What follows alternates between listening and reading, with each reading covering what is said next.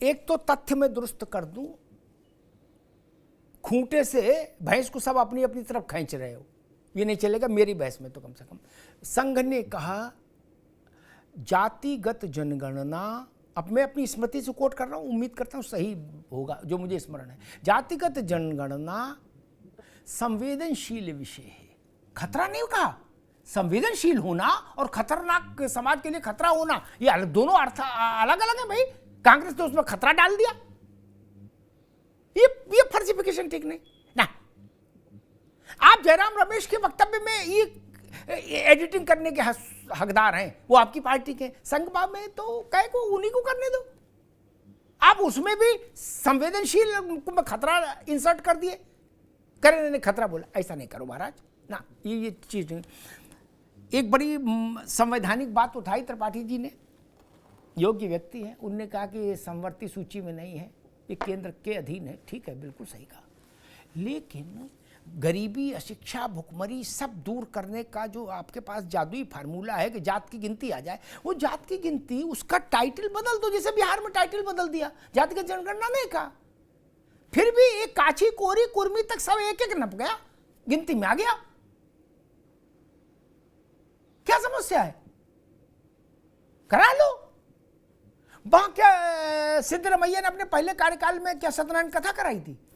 जनगणना नहीं कराई थी, नाम उसका लोक गणना दे दो, जनगणना से तकलीफ हो तो राधे राधे गणना कर लिख दो, जो समझ में आए लिख दो। मूल बात है आंकड़ा, आंकड़ा तो आ ही जाएगा। आर्थिक सामाजिक गणना कुछ भी दे दीजिए, सो व्हाट। मनमोहन सिंह के समय में जो गणना हुई थी वो अंताक्षरी खेल रहे थे, नहीं ना, हुई थी ना। लालू यादव और मुलायम सिंह यादव ने पार्लियामेंट में जाने कितनी बार इस बात को उठाया कि आंकड़े जारी करो। तब चिदम्बरम जैसे लोग कहते थे नहीं देश टूट जाएगा आंकड़े जारी कर देंगे तो। आज कांग्रेस कह रही कि आंकड़े नहीं, जनगणना नहीं होगी तो देश टूट जाएगा। समझ नहीं आ रहा देश है कि फुटबॉल है। अशोक यादव जी, मसला वही कि बड़ी घटना की बड़ी मांग कोई करे, लेकिन एक स्थिति ऐसी आती कि लोक स्मृति में वो चीज याद रहती जिसने उसको फाइनली ग्रांट किया, दिया। जैसे मंडल की मांग किसने की, किसने खिलाफत की, छोड़ दीजिए। लेकिन एक लोक स्मृति में बात आई कि भाई विश्वनाथ प्रताप सिंह ने और थर्ड फ्रंट की सरकार ने इसको मंडल को लागू किया।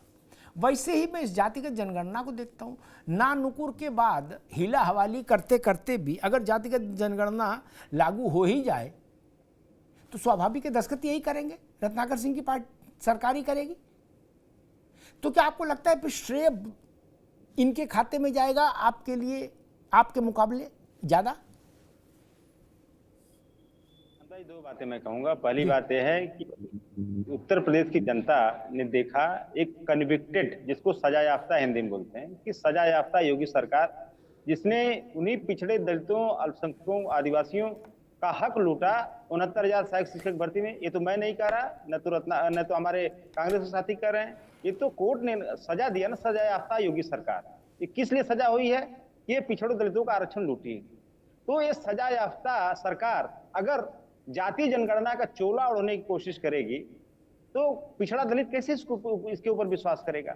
और दूसरी बात मैं कहूंगा कि अयोध्या, बद्रीनाथ, नासिक, रामेश्वर, रामटेक, इन धार्मिक जगहों से हारने के बाद भाजपा और आरएसएस में यह आत्ममंथन, आत्मचिंतन चल रहा है कि अब धर्मांधता और छद्म राष्ट्रवाद की दुकान भैया बंद होने वाली है। देखो जनता अब जागरूक हो रही है, वो बात करी नौकरी की, वो बात करी सामाजिक न्याय की।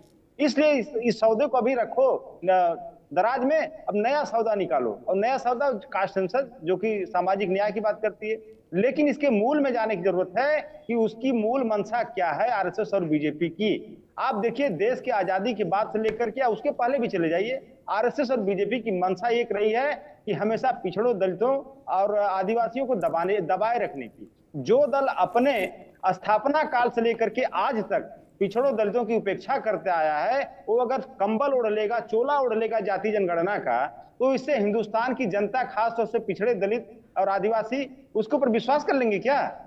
अरे उनकी तो मूल भावना कमंडल की भाई, और वो कमंडल छोड़ नहीं रहे हैं। ठीक अशोक वो जी, कमंडल को ठीक छुपा तो के रखा आप है। ठीक जी कमर तो निकाल दिया। ठीक, तब आपको इनसे मांग ही नहीं करनी चाहिए जनगणना कराओ जात की। फिर इनसे मांग क्यों कर रहे हो? फिर आराम से बैठो, जब आपकी गाड़ी आए तो उसमें चढ़ना, वहां से जनगणना का, जाति का जनगणना का झंडा दिखाना। नहीं, फिर इनसे क्यों मांग कर रहे जब आप सब जान ही रहे हो और करे ये कभी नहीं कर सकते, चोला और नहीं ओढ़ सकते। कृषि कानूनों पर क्या हुआ था? आप सब लोगों अचानक से किसानों के हमदर्द हुए होके खड़े हुए थे। क्या परिणाम आया? सरकार ने तीनों कानून विड्रॉ कर लिए थे एक झटके में। आप ना आपको लाभ हुआ ना कांग्रेस को लाभ हुआ। त्रिपाठी जी को याद होगा, उतने दिन की मेहनत भी बेकार गई। बोले यार धरने मूंगफली गजक भी भिजवाई थी और गद्दे भिजवाए थे, कुछ हुआ नहीं। क्या उम्मीदवार जीते नहीं? तो जो सत्ता में है अंतिम निर्णय वही करेगा ना मित्र। खैर रत्नाकर जी, अशोक यादव जी कह रहे हैं कि आपसे मतलब भारतीय जनता पार्टी के कहे और किए पर पिछड़ा और दलित भरोसा नहीं करेगा। देखिए अमिताभ जी, जब विपक्षी पार्टियां गुमराह करने की कोशिश करेंगी और गलत तथ्यों को लेकर सामने रखेंगी, जैसा कि उन्होंने पिछले लोकसभा के चुनाव में भी किया कि आरक्षण खत्म कर दिया जाएगा और संविधान खतरे में है, 400 पार आएगा तो संविधान खतरे में है, तो इस तरह से जब गलत जो चीजें जनता के सामने रखेंगी तो निश्चित रूप से जनता को गुमराह होगी। और ये गुमराह करने का काम ही इनका है। सही तथ्यों को अगर रखेंगे, सही राजनीति करेंगे, जनहित की राजनीति करेंगे तो निश्चित रूप से हम उसकी तारीफ करेंगे। लेकिन ये जैसा कांग्रेस ने अभी गुमराह करने की कोशिश की, वैसे ही हमारे समाजवादी की पार्टी के प्रवक्ता भी गुमराह करने की कोशिश कर रहे हैं। अभी आप देखिए, हम कह रहे हैं कि हम उपेक्षा करते हैं दलितों की और ओबीसी की। अरे भैया, दलित समाज से, आदिवासी समाज से हमने राष्ट्रपति बनाया। विरोध किसने किया था? कांग्रेस पार्टी और आपने विरोध किया था।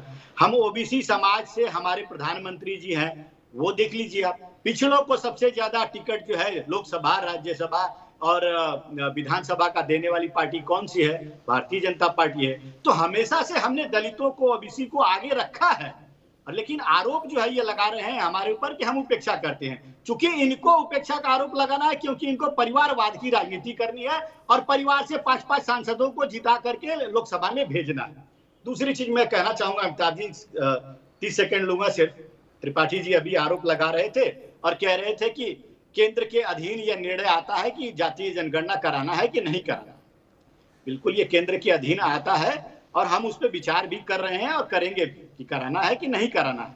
लेकिन आपकी सरकारें जहां पे हैं वहां पे जातीय सर्वेक्षण जिस प्रकार से बिहार में नीतीश बाबू ने कराया था, वहां पे भी आप जातीय सर्वेक्षण करा लीजिए ना। और जातीय सर्वेक्षण के आधार पे जो नीतियां लागू करिए, उनको रोजगार दीजिए, उनके शिक्षा के अवसर प्रदान करिए। किसने रोका है आपको? किसी ने रोका है क्या? और आप कहते हैं कि हमारी सरकार बनेगी तो हम जरूर जातीय जनगणना कराएंगे। अरे भैया, जातीय जनगणना आपने कराया था, 2011 में भी कराया था, तो आपने उसको क्यों नहीं आंकड़ों को लागू किया? क्योंकि आपने जातीय जनगणना क्षेत्रीय पार्टियों के दबाव में कराया था। और 2010 में कमेटी बनी थी प्रणब मुखर्जी के नेतृत्व में और मंत्रियों का समूह था वहां पे। आईना दिखा रहा हूं मैं, आईना दिखा रहा हूं। आप बताएं कि आप जातीय जनगणना का ही आईना दिखा रहा हूं। सुन लीजिए, जनगणना होनी चाहिए कि नहीं, इसमें में सही समझाता है। गोल गोल सुन लीजिए, दरअसल अब आपके जुमले का समय बीत गया है और यह तय कर दिया है। 2010 में जातीय जनगणना के लिए किसने कमेटी बनाई थी? कांग्रेस पार्टी ने। किसके नेतृत्व में बनाई थी? प्रणब मुखर्जी के नेतृत्व में बनाई थी और मंत्रियों का समूह था। लेकिन कांग्रेस ने इसको फिर बाद में भंग कर दिया। किसके आदेश से? आपके आला कमान के आदेश से, श्रीमती सोनिया गांधी के आदेश से। 2014 में सरकार बनी, 2024 आ गया, जनगणना नहीं करा पा रहे हैं। आप तो शर्म के नाम पर इस्तीफा देते। लेकिन आपने आंकड़ों को कभी उजागर नहीं किया।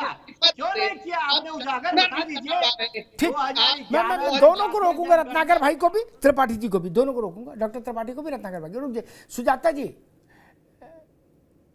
मुझे लगता है भारतीय जनता पार्टी ने कृषि कानूनों के संदर्भ में जो उसके साथ जो परिस्थिति बनी उससे सबक नहीं लिया। जातिगत जनगणना का मामला भाजपा संघ ना कहे तब भी जाति से ज्यादा संवेदनशील इस देश में कुछ नहीं है, इसीलिए तो आरक्षण संवेदनशील है। जाति से ज्यादा संवेदनशील कुछ है ही नहीं। उस पर भाजपा अभी डोल ड्रम में लगती है, सोमवार को एक कदम आगे करती है, मंगल को पीछे कर लेती है। और मेरी समझ ये कहती है, मैं आपसे जानना चाह रहा हूं कि आपको क्या लगता है कि जाति इतना संवेदनशील विषय है कि इसमें दोनों हाथों में लड्डू रख के नहीं चल सकते आप ना। एक रास्ता चुनना होगा, पूरी पुख्तई के साथ चुनना होगा। ये बौद्धिक खिलवाड़ खेल नहीं चल सकता। यहां कृषि में नहीं चला, फिर जात तो उससे भी कई हजार गुना ज्यादा सेंसिटिव है। इस देश में आरक्षण का आ बोल दीजिए, पूरा चुनाव अनुलोम विलोम करने लगता है शीर्षासन, टांगे ऊपर सिर नीचे। आ बोल दीजिए चुनाव के दौरान, सिर्फ आ। फिर सारी social media team, troll army, फलान ढिकान सब फेल हो जाती है। सुजाता जी। अमिताभ जी, आप सही कह रहे हैं, क्योंकि जिस तरह से 2024 के चुनाव में भी ये एक आरक्षण मुद्दा बना, संविधान संशोधन एक मुद्दा बना, उसको देख के तो ये कह ही सकते हैं कि ये संविधान और जातीय जनगणना एक ऐसा मुद्दा नहीं जो कहीं भी अभी आने वाले समय में शायद शीतल पड़ने वाला है या और बढ़ेगा। क्योंकि अब जो क्षेत्रीय दल थे या फिर जो मृत प्राय कांग्रेस थी, उसने भी इसका एक अमृत कह लिए चख लिया है। उसको पता चल गया है कि यही एक रास्ता है जिससे हम अपना खोया हुआ वोट बैंक वापस पा सकते हैं। एक तरफ मुसलमानों की राजनीति कीजिए, दूसरे हिंदुओं को जाति में बांटने की राजनीति कीजिए, तो जो 20% यहाँ से आता है, 10% यहाँ से आता है, 30-35% आपके हो जाता है।